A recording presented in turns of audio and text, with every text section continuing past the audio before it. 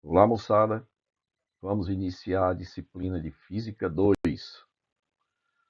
intitulado Forças e Leis de Newton. O nosso plano de aula consta de 5 itens.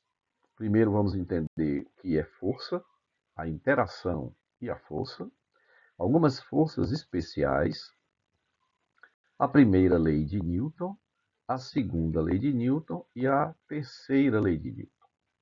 Então, vamos iniciar entendendo o que é que a gente chama de interação e o que é força. Ora, nós chamamos de interação o seguinte fato: ó, quando suspendemos um corpo, batemos em um prego ou limpamos uma janela, dizemos que estamos interagindo. A interação é, portanto, puxar, empurrar os outros corpos, e sua intensidade é medida pela grandeza e força. Então veja, quando a força só aparece quando existe interação. Interagir é você agir sobre os objetos ou sobre a sua vizinhança. Então, essa interação é traduzida pela presença de uma força. Quando eu pego o celular e seguro, eu estou interagindo com o celular. E a medida dessa interação é a força que eu faço nele. E, evidentemente, que ele faz em mim. Vamos entender isso quando estudarmos a terceira lei de Newton. Então, observe a imagem. Nós temos aí o nosso planeta Terra e esse bloco que se encontra a uma certa distância da superfície da Terra. Faça de conta que nós pegamos esse bloco que estava no chão, no solo, e erguemos e colocamos nessa posição e estamos segurando. No momento em que eu soltar este bloco, todos nós sabemos que ele vai cair verticalmente até bater no solo. Ora, se ele estava em repouso e ele passou a se mover, significa dizer que uma força agiu sobre ele. Essa força, que eu vou chamar inicialmente de F, é a força com que a Terra está atraindo esse objeto. É essa força de interação que fez o objeto sair da posição em que ele foi colocado e cair em direção vertical na superfície do nosso planeta. Então, observe aqui para finalizar, né? A força F é uma grandeza física vetorial, né? Porque ela tem direção e tem sentido, além da intensidade, que ela mede a interação. Quanto maior o valor da força, maior é a interação entre os dois objetos, que se manifesta entre dois corpos por contato. A interação entre dois corpos pode ser através do contato, ou pode ser também a distância. Observe que a Terra, mesmo a uma certa distância do bloco, exerce no bloco uma força puxando para baixo. Aqui é uma interação à distância, que não está havendo contato.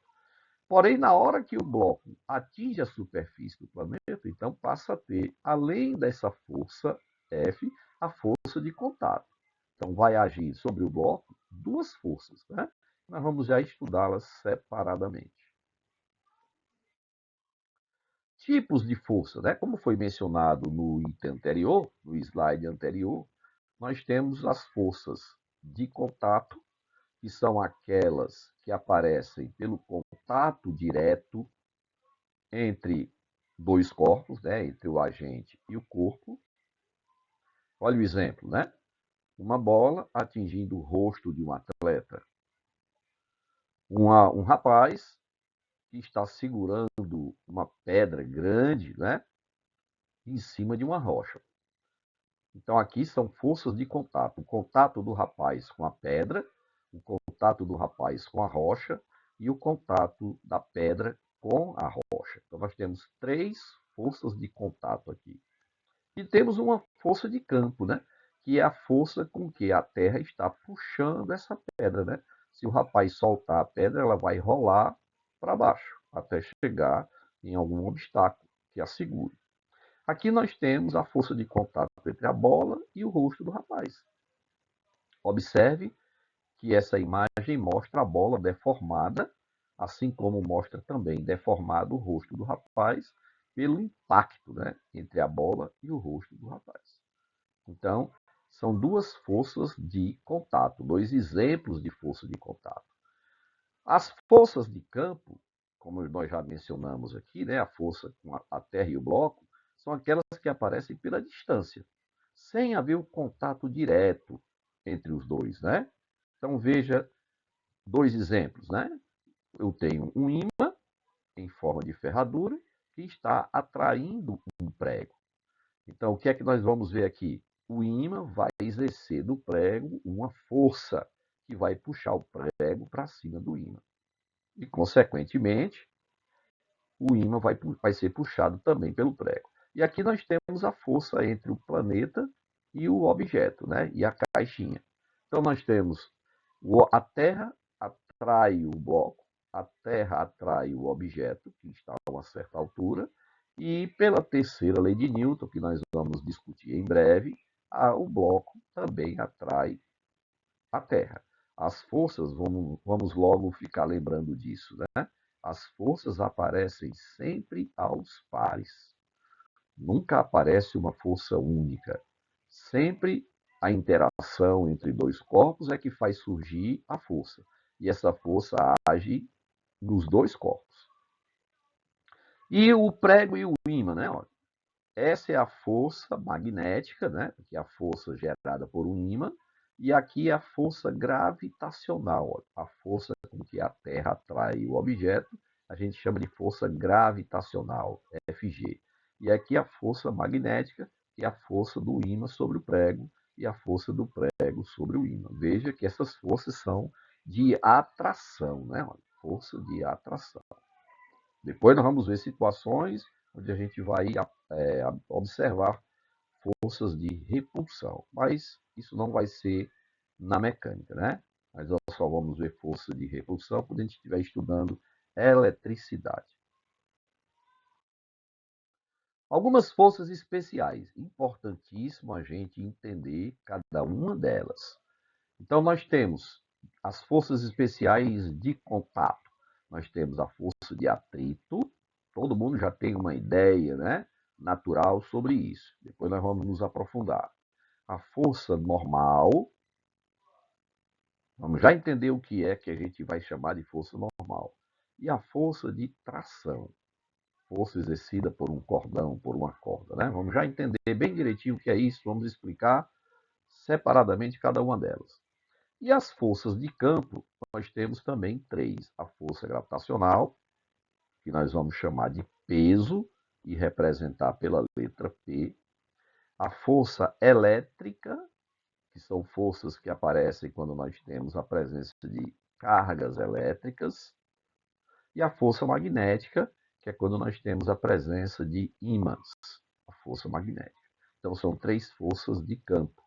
Nós vamos estudar agora, né, na nossa Física 2, apenas a força gravitacional, a força de tração, a força normal e a força de atrito. Nós vamos estudar essas quatro forças iniciais, três de contato e uma de campo. Vamos então a elas. Vamos primeiro entender o que é que a gente chama de força gravitacional, que no cotidiano a gente chama de peso, que representa pela letra P maiúscula. Então, o que é que a gente chama de força gravitacional? A força gravitacional é a força com que a Terra atrai a todos os corpos que se encontram nas suas proximidades. Dizemos que ela está no centro de gravidade, CG quer dizer centro de gravidade, do objeto e aponta para o centro do planeta. Vamos representar isso. Olha. Veja, está aqui a Terra e eu tenho dois objetos a uma certa altura da superfície do planeta. Está aqui os dois objetos. Olha. Esses dois objetos estão nessas posições porque tem alguém segurando, tá? Na hora que a gente soltar esses objetos, eles vão cair em direção à superfície. Olha. Então, essa é a forma de representar a força-peso. A gente representa por essa setinha, né, que a gente chama de P, que significa peso. Então, a força-peso é uma força que atua no centro de gravidade do objeto. Centro de gravidade é exatamente o centro do objeto, né, admitindo que esse objeto é homogêneo. E puxa o objeto para baixo. Então, essa força-peso é um vetor representado pela letra P, tem direção vertical e o sentido dele é apontando para o centro da Terra, para o centro do planeta. Agora, se nós pegarmos esse outro objeto, como é que vai estar o vetor P? Vai estar apontando, vai estar saindo do centro de gravidade do objeto e apontando para o centro do planeta. Olha aí, vai ficar dessa forma, né? E aí, para quem está na superfície do planeta, nessa posição, está vendo esse objeto ser puxado na direção vertical, para o centro do planeta, né? Aqui nós estamos vendo o planeta Terra e os dois corpos, nós estamos vendo de uma posição fora da Terra. Se nós estivermos na superfície da Terra olhando esses corpos, evidentemente a situação não é essa, né? Veja, né? Eu fiz o prolongamento dos vetores para mostrar que eles apontam todos para o mesmo ponto central, que é o centro do planeta. Então, a intensidade do peso, a intensidade da força-peso, que é medida em Newton, ela é calculada por essa expressão. Vamos logo entendendo, né? E memorizando. Olha. A força-peso, a força gravitacional, que a gente chama de peso, é determinada, a intensidade dela é calculada pelo produto da massa do objeto e da aceleração da gravidade. A massa do objeto é medida em quilograma e a aceleração da gravidade em metro por segundo ao quadrado. E para a gravidade da superfície da Terra, ela vale aproximadamente 10 metros por segundo ao quadrado. Né? Na realidade é 9,8, né? Mas a gente pega um valor mais próximo para facilitar, né, os cálculos, seria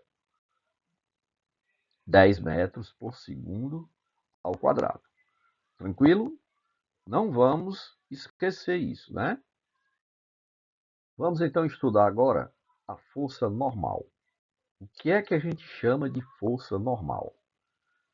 A denominação normal significa perpendicular.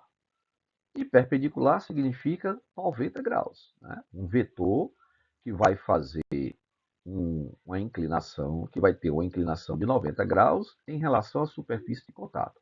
Essa força normal está dirigida para o centro de gravidade de qualquer corpo que está colocado sobre uma superfície e é perpendicular, ou seja, essa força normal ela é perpendicular a esta superfície.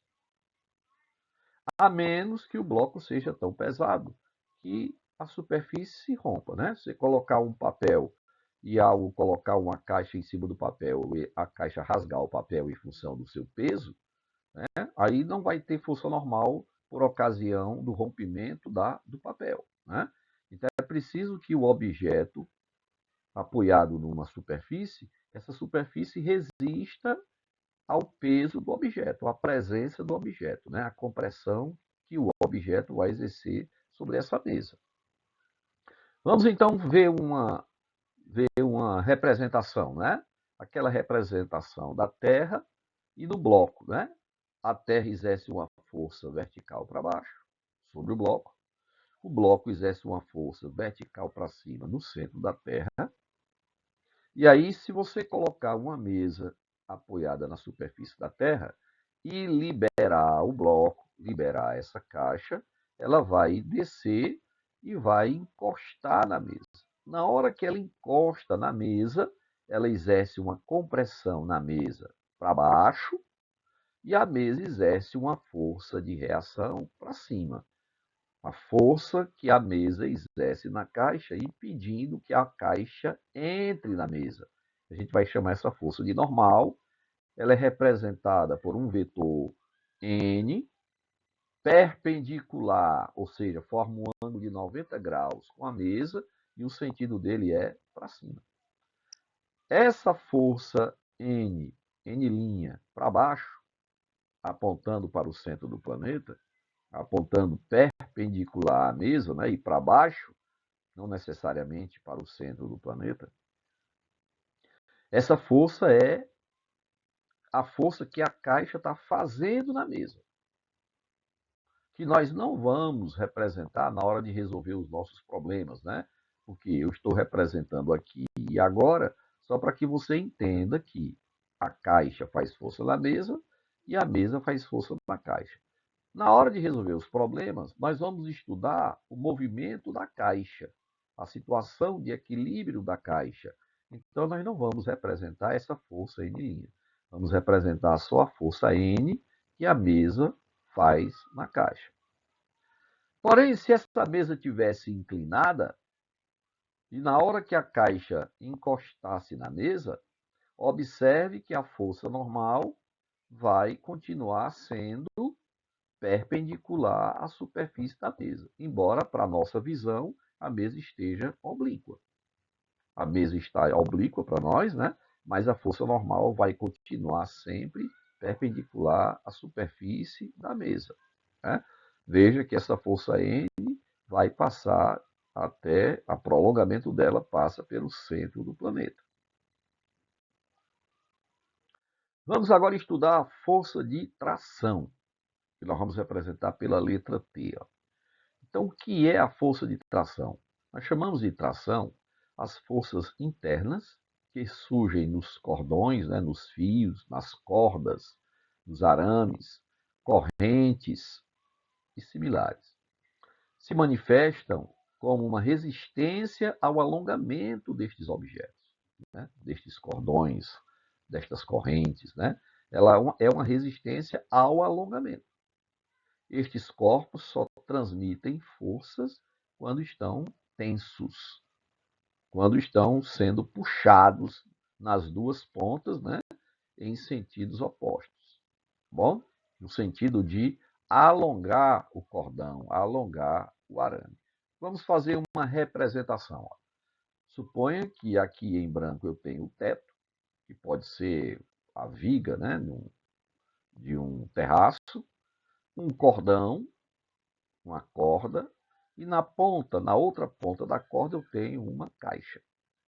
Essa caixa, evidentemente, tem massa, consequentemente, tem peso. A Terra vai exercer uma força P para baixo no centro da caixa. Veja, vamos representar por um vetor P, com a origem do vetor no centro da caixa e a extremidade dele apontando para baixo, para o centro do planeta. Ora, por causa dessa força P, a caixa que está amarrada no cordão, ela vai puxar o cordão para baixo. Só que esse cordão é forte o suficiente para suportar esse puxão. Então, na hora que o cordão é puxado pela caixa, vai aparecer nessa extremidade do cordão, nessa extremidade inferior do cordão, uma força para baixo, puxando a extremidade do cordão para baixo. A outra extremidade do cordão que está amarrada ao teto vai querer puxar o teto para baixo, e como o teto é resistente, ele vai fazer uma força no cordão para cima, impedindo que o cordão caia. E o cordão tem que ser resistente o suficiente para não se romper. Então, para a gente enxergar todas essas forças, né, vamos fazer o que a gente chama de representação em separado, né? Uma representação de corpo livre. Ou seja, eu quero representar as forças de tração que surgem no cordão, em cada uma das pontas do cordão. Então, eu vou desenhar o cordão. Pronto, está aí o cordão. Eu só fiz tirar o cordão, a corda, né, o cordão da figura original. E agora eu vou representar nessa ponta inferior a força com que a caixa puxa o cordão para baixo. Olha. Essa força é a força com que a caixa está puxando o cordão para baixo. É essa força que está querendo esticar o cordão. Como o cordão está preso no teto, o teto vai fazer uma força para cima no cordão, impedindo que ele desça, que ele seja arrastado pela caixa. Então, essas duas forças que têm sentidos opostos, uma na ponta feita pela caixa e a outra força na outra ponta feita pelo teto, essas forças que estão tentando esticar o cordão é que vão ser chamadas de forças de tração. As forças de tração se manifestam, né, como uma resistência ao alongamento do corpo. A força de tração está sempre na tentativa de esticar o cordão, de esticar o arame, de esticar o fio. Ninguém empurra ninguém com um cordão. Você só faz puxar, porque é puxando que ele fica esticado, que ele fica tenso. Tá bom? Vamos estudar agora a força elástica, a quarta força daquelas forças principais. Então veja o seguinte, olha, nós chamamos de forças elásticas, são forças internas, que surgem dos corpos elásticos, ou seja, que se deformam, que esticam e depois recuperam a forma original, e se manifestam como uma resistência a serem deformados. Então, para você deformar uma mola, você tem que aplicar uma força, e da hora que você cessa a ação dessa força, a mola recupera a sua forma normal. Evidentemente, isso só acontece se você não fizer uma força excessiva, tá? Vamos admitir que nós não vamos exercer uma força excessiva. Então, olha a situação. Ó. Nós temos uma corda elástica presa ao teto e na outra extremidade da corda elástica nós pusemos uma caixa. Essa caixa vai ser puxada pela terra com a força que a gente vai chamar de peso e por causa do peso dessa caixa vai aparecer na extremidade inferior da corda uma força para baixo, esticando a corda. Veja como a corda vai ficar. A corda vai ficar dessa forma. O comprimento da corda aumentou. Nos interessa, para calcular o valor da força elástica, nos interessa saber de quanto a corda esticou. A corda esticou exatamente deste pedacinho aqui que a gente está chamando de X. Esse X aqui é o que a gente chama de deformação elástica da mola. Elástica porque quando cessar essa força P, a corda elástica volta ao comprimento original. Então, esse X aqui representa a deformação da corda, que poderia ser uma mola, a deformação de uma mola. Tá bom? Então, essa deformação ocorreu porque o peso da caixa, já que ela está amarrada na ponta dessa corda elástica, o peso dessa caixa vai puxar essa corda dessa distância X. Pronto. Ó. Então, essa força aqui, que está esticando a mola, está esticando a corda, é o que a gente chama de força elástica. O peso dessa caixa só foi possível, né? O peso dessa caixa só conseguiu esticar essa mola dessa quantidade. Essa quantidade parou aqui. Se eu quiser aumentar essa deformação, se eu quiser esticar ainda mais essa corda, eu teria que colocar uma caixa mais pesada do que essa. Nós teremos que exercer uma força na ponta da corda de um valor maior. Então, a força elástica, que é a força que estica a corda, que estica a mola, essa força elástica, ela não é fixa, ela não tem valor constante. Ela depende da deformação da corda. Por isso que a gente diz o seguinte, ó, a intensidade da força elástica, que é medida na unidade de Newton, né? Toda força é medida em Newton, ela é dada por essa expressão. Ó. A força elástica é uma constante elástica, que a gente representa pela letra K, onde essa constante elástica nos dá uma ideia da força que nós temos que fazer para esticar essa corda de cada unidade de comprimento. 2 newtons por metro. significa dizer que se eu quiser esticar essa corda de 1 metro, se fosse possível esticá-la de 1 metro, eu teria que fazer uma força de 2 newtons. Se esticar fosse de 2 newton por centímetro, para que eu esticasse essa corda, para que esse X fosse 1 centímetro, eu teria que fazer uma força de 2 newtons.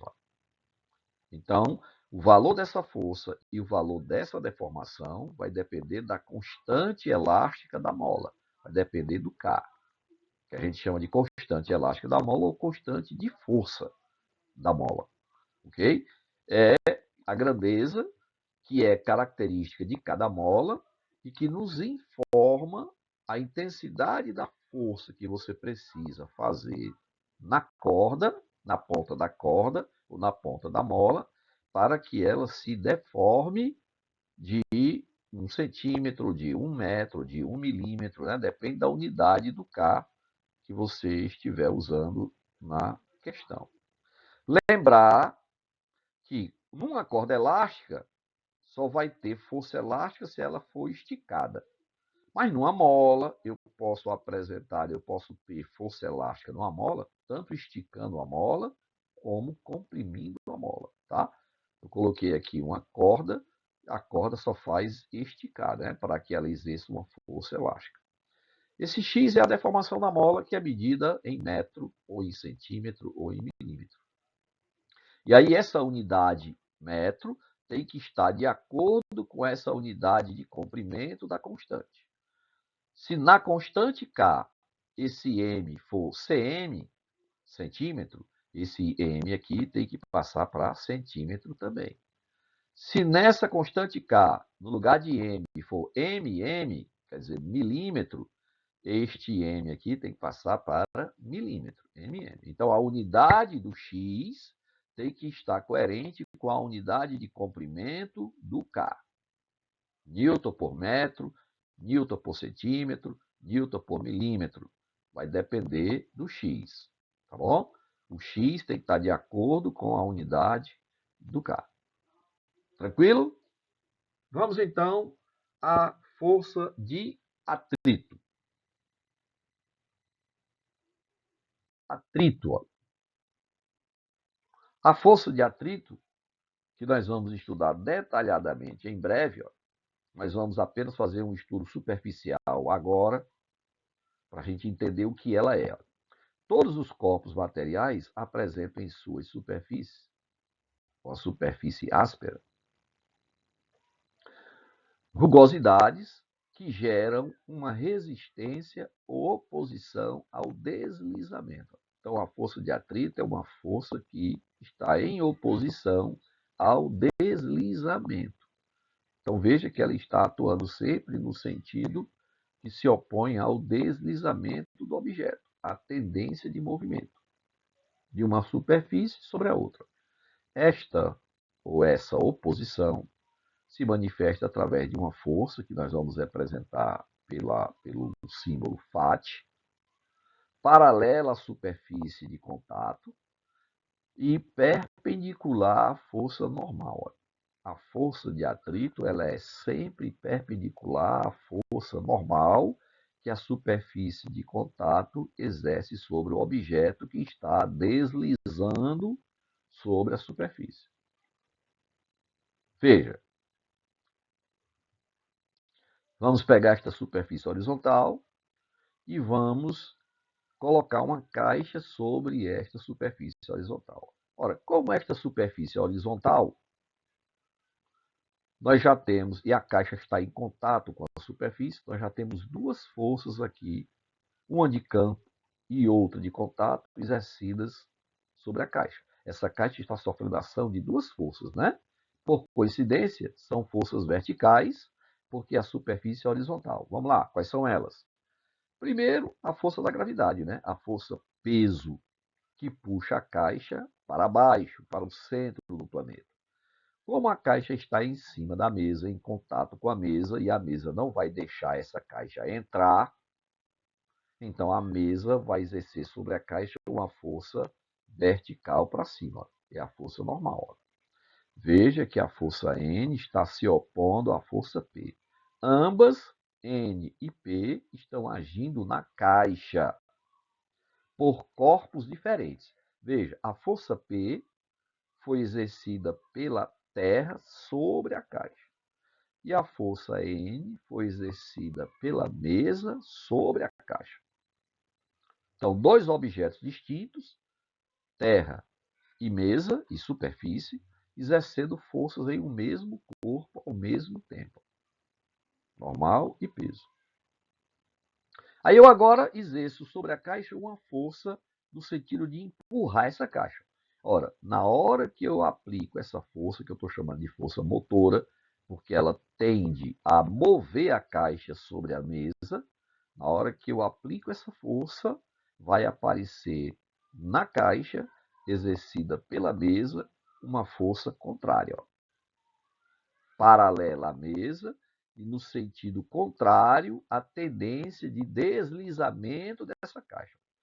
Essa caixa tende a se mover para a direita, por causa da ação da força motora. Como a caixa tende a se mover para a direita, a mesa não quer que isso aconteça. Então, a mesa vai exercer sobre a caixa, em função das rugosidades, né? Da falta de polimento entre as duas superfícies, vai exercer sobre a caixa uma força para a esquerda. Essa força aqui pode anular essa e a caixa continuar em repouso. Ou não. Essa força aqui pode ter um valor menor do que a força motora e a caixa, então, vencer o atrito e colocar a caixa em movimento. A força motora pode vencer o atrito e colocar a caixa em movimento. Nós vamos estudar isso brevemente, tá? Por enquanto, só as informações para você entender o que é força de atrito. Vamos então agora às leis de Newton. Vamos começar com a primeira lei de Newton. Observe que nós já estudamos as forças principais que nós vamos trabalhar na mecânica, né, na física 2. E nós agora vamos estudar as leis de Newton que exatamente tratam da interação dessas forças com o objeto. Vamos lá. Primeira lei. Ó. A primeira lei é conhecida com o nome de lei da inércia. E o que é inércia? É a tendência natural que os objetos têm de manter o seu estado atual, seja ele de repouso ou de movimento retilíneo uniforme. Então, inércia é uma propriedade de cada objeto. Nenhum objeto altera por conta própria sua condição de repouso ou de movimento. Se você está parado, digamos, se você está parado em uma superfície, se você disser, eu vou sair daqui, você não sai. Você só sai se você exercer sobre o solo uma força empurrando o solo num sentido e o solo lhe empurra no sentido oposto. Exatamente nós vamos ver isso, que vai ser a força de atrito. Se a superfície de contato entre os seus pés e o solo, se a superfície de contato fosse perfeitamente lisa, você não sairia do lugar, mesmo querendo se mover utilizando os seus pés. Ok? Então, o que faz você entrar em movimento vai ser a força de atrito entre os seus pés e o solo. Para isso é preciso que o solo não seja liso, polido, né? Lembre quando os atletas de futebol de salão, os atletas de vôlei, né, quando eles caem no chão, quando eles molham o chão por alguma razão, né, vai lá um assistente, né, geralmente uma criança, e com um pano enxuga o lugar. Por quê? Porque a presença da água no solo, né, na quadra, vai facilitar você escorregar, porque vai diminuir o atrito entre o solo e o seu tênis. Então, essas coisas a gente tem que começar a entender, né? Então, como é que a gente define a primeira lei de Newton, né? Se nenhuma força atua sobre um corpo, ou se a resultante das forças sobre o corpo for nula, sua velocidade não pode mudar. Ou seja, o corpo não pode sofrer aceleração. Ora, nós já estudamos aceleração na física 1, né? Quando a gente fala em aceleração, a gente lembra logo de quê? A gente lembra logo de variação de velocidade, tá? Só que, como não tem nenhuma força agindo no corpo, ou a soma vetorial das forças que atuam no corpo ser do zero, é a mesma coisa de não ter nenhuma força atuando. Nós vamos já entender o que é resultante, né? Como é que a gente calcula essa força resultante? Então, se a força resultante é zero, não vai ter aceleração. Para ter aceleração, ou seja, para ocorrer variação de velocidade, é necessário a presença de força, tá bom? Então, a primeira lei se resume nisso. Ó. Força resultante, FR, igual a zero, significa que o corpo está em repouso ou em MRU, movimento retilíneo uniforme. Segunda lei. Se a primeira lei trata da força resultante zero, a segunda lei trata da resultante diferente de zero. Veja, quando a força resultante sobre um objeto é diferente de zero, nós estamos admitindo que essa força horizontal para a direita é a resultante de todas as forças que atuam nessa caixa, ele adquire uma aceleração no sentido da força resultante. Ou seja, veja que a velocidade dele variou. Ele estava em repouso aqui atrás e a força resultante fez com que ele se deslocasse. Tá? Então, nós podemos dizer que quando a resultante das forças sobre um corpo é diferente de zero, não é nula, o corpo adquire uma aceleração, que nós vamos representar pela letra A, na mesma direção e no mesmo sentido da força resultante. A intensidade desta aceleração, ou seja, o valor da aceleração, é diretamente proporcional à intensidade da força resultante e é inversamente proporcional à massa do objeto. Daí a gente escrever essa equação. Ó.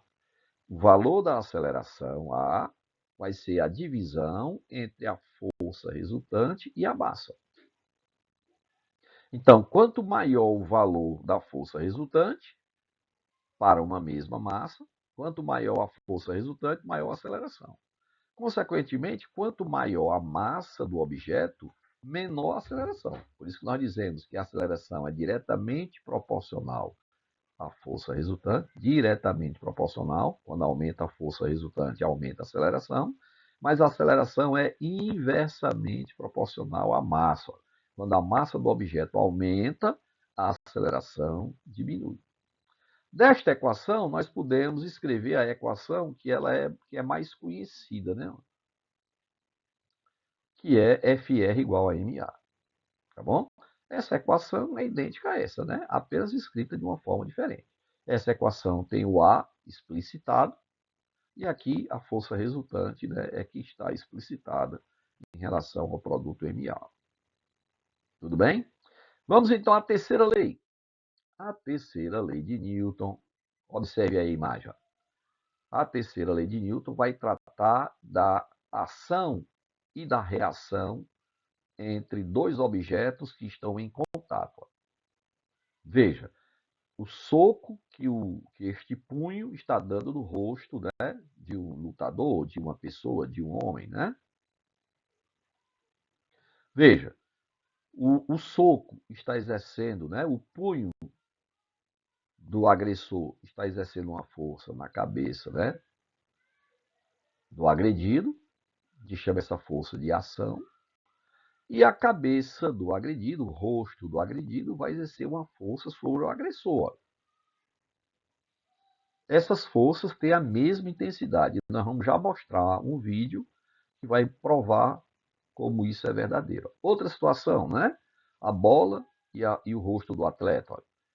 O rosto do atleta exerce uma força para a direita sobre a bola, força essa que é capaz de amassar a bola, veja a bola deformada, né? E a bola exerce uma força no rosto do atleta. Professor, eu tenho que lembrar quem é a ação e quem é a reação? Não precisa essa preocupação. Você pode chamar qualquer uma delas de ação, consequentemente a outra será a reação. Então, resumindo, né? Quando um objeto exerce uma força sobre outro, este outro, né, exerce sobre o primeiro uma força de igual intensidade, quer dizer, de mesmo valor e direção. Mesma intensidade e mesma direção, porém de sentido contrário. A esse par de forças denominamos ação e reação.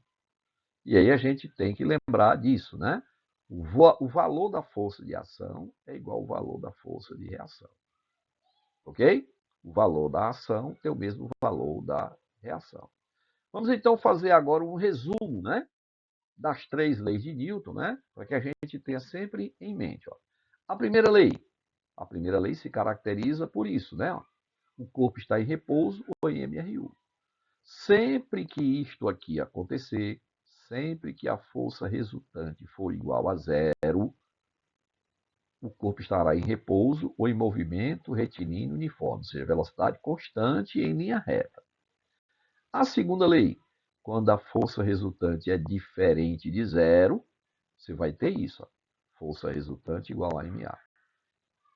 E a terceira lei, que é a chamada lei da ação e reação, ó, onde o valor da força chamada ação tem a mesma intensidade da força de reação. Gente, vocês vão memorizar as três leis de Newton de forma extremamente fácil. Veja que a força, a primeira e a segunda lei tratam da força igual a zero e da força diferente de zero. São elas que nos ajudam a resolver problemas utilizando equações. A terceira lei, ela vai nos ajudar só para representar as forças que estão agindo no objeto. Mas vamos ver isso quando a gente for praticar através dos exercícios. Moçada, paramos por aqui o nosso primeiro tópico. Vamos partir para a resolução de exercícios para que a gente possa agora fixar o conteúdo estudado. Esperamos que esse conteúdo seja de grande utilidade para os alunos que assistiram à aula presencial e seja também de grande utilidade para aqueles alunos que, por alguma razão, não puderam frequentar essa aula. Tá? Esperamos que todos se utilizem do material para que a gente possa aprender com segurança e conseguirmos resolver as atividades que nós vamos propor. Um abraço a todos, até o nosso próximo encontro.